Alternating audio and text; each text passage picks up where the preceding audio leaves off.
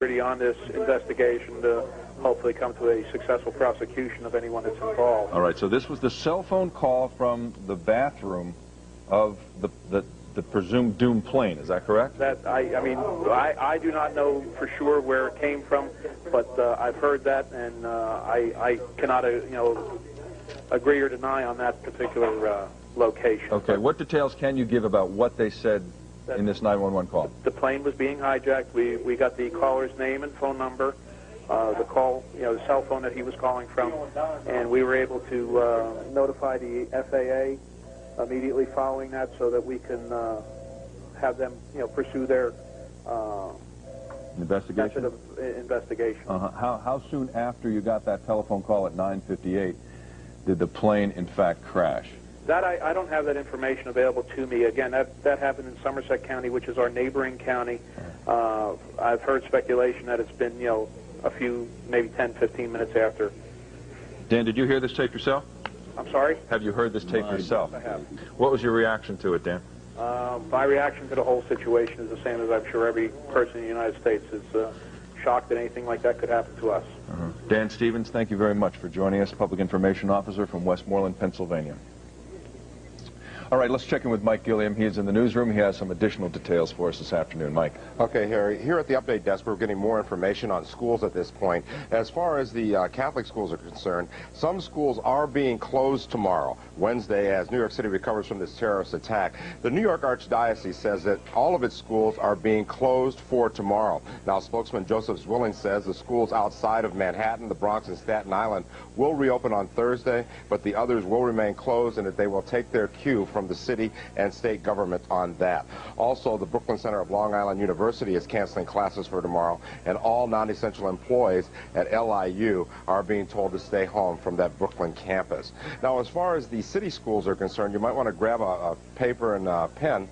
All the schools are staying open late tonight. We want to make sure that all the children and students are able to get home safely.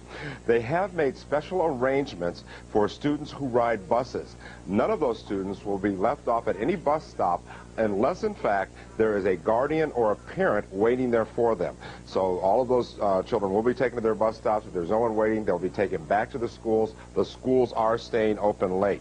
And a decision on whether or not there will be school in the city schools tomorrow will come after a consultation with the governor and the mayor. Now, for more information on where city students might be, you can contact the Board of Education's website.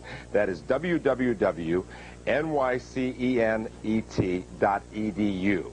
That's www.nycenet.edu. Now, transportation. As far as the Port Authority is concerned, they have a number that you can call for information. That number is 212-435-7000. That number again is 212-435-7000 to find out about their trains. And New York City Transit, the subways, they are also using a web site that is www.nyct.com. www.nyct.com, or the public can call 718-330-1234. That's 718-330-1234. Now, bus service, there apparently is no bus service running south of Houston Street, no express bus service at all, and all others are running on a schedule with a lot of traffic delays. The LIWR tells us that they are only running trains eastbound from Penn Station. The trains will only leave when they are fully loaded and will make local stops. So the LIRRs going eastbound will only leave from Penn Station, and they will only leave when those train cars are fully loaded, and they will only make local stops. As far as hotels are concerned, the Visitors and Convention Bureau has set up a website as well that they're going to use to link people with hotels. We're told that some hotels are already setting up cots for people, and many of the rooms are taken. To get to that website, you can go www.nycvisit.com. That's www.nycvisit.com. As far as some of the sporting events are concerned, Major League Baseball has canceled all of its schedule. The first time they've done that since D-Day. So that game at Yankee Stadium has been canceled. We'll man the phones. We'll get all the information that we can to you and get it to you as soon as possible. And we'll be here all night. Back to you, Harry. All right, Mike, thank you very much. If you did not get all of those numbers, be rest assured that we're going to be sharing with you throughout the rest of the afternoon and also the evening. Rosanna? All right, Harry, we have on the phone with us now Leslie Bourne. She was in the World Trade Center when it happened. Leslie, how are you doing right now? Where are you? I'm home right now. Thank God I'm home. How you doing? Not too good. Just, you know, I'm still shaken up. Tell me what happened. Where were you and what you heard and what you felt? Well, I work on the 19th floor, and I went to the ladies' room, but all of a sudden, the building just shook. And I guess you would say it felt somewhat like an earthquake. I mean, I've never been in an earthquake, but I would assume it felt something like that. And there were about 3 or 4 of us in there, and we just ran back onto the floor where everybody was just panicking, but not real. I guess everybody was in shock because we didn't know where it came from, what was going on, or anything. So all of a sudden, everybody just grabbed their belongings and just raced for the exit. You had like the captains on the floor just telling everybody to run down the staircases. And so we got to everyone dispersed on the 16th floor because we didn't know what was going on the floors below, because people started walking back up on the 16th floor. But then, like a minute or 2 later, some of us just started racing down the stairs just to get out of the building. People were panicking, pushing each other, down the stairs, and there was a lot of water running down the stairs and everything like that. So when we got into the lobby, and the Marriott Hotel is between buildings 1 and 2. So we got to the lobby, there was a lot of glass and water, and just outside of the windows, you just see all this debris falling. Still a lot of us not knowing what happened, just knowing we just had to get out of there. And, I looked out of the window, and I saw a body just fall out of nowhere and just hit the pavement. And, the police that was there was just telling people, don't look out the windows, just move, just get out of the building. Leslie, was there a lot of smoke while you were running? Or? Well, while I was there, it wasn't too much smoke, no. But so you could see where you were going? You could see where we were going, yes, at that time. Were you in Tower 1 or 2? 1. And then when you got outside, did you run immediately? Did you stay there and see if you could help anybody, or you just so panic-stricken you stayed away? Well, actually, what happened was when we got into the Marriott, like I said, the Marriott between buildings 1 and 2. When we got into the Marriott,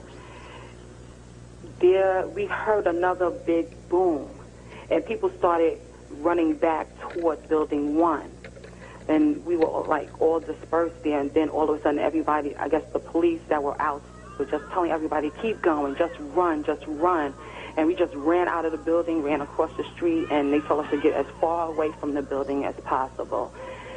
And did you see the collapse of the building? No, I did not. As a matter of fact, I was walking away from the building. I was on Essex Street, where you just heard, I guess, the explosion. And, people just started running. Even on Essex Street, people just started running further uptown. It was just, oh, God, so overwhelming. And then how did you get home, Leslie? Well, while on Essex Street, I got on a bus that took us to Union Square. From Union Square, I walked to Grand Central, where I can get on Metro North and come home. So do you know if everybody who worked on your floor, are they okay? Did they get out as well? I don't know. I spoke to a few of my coworkers, but and there's a few people that I haven't heard from. So I'm just hoping and praying that everyone got out safely and are home or somewhere safe. I'm just hoping and praying for that. I don't blame you. Well, thank you so much, Leslie.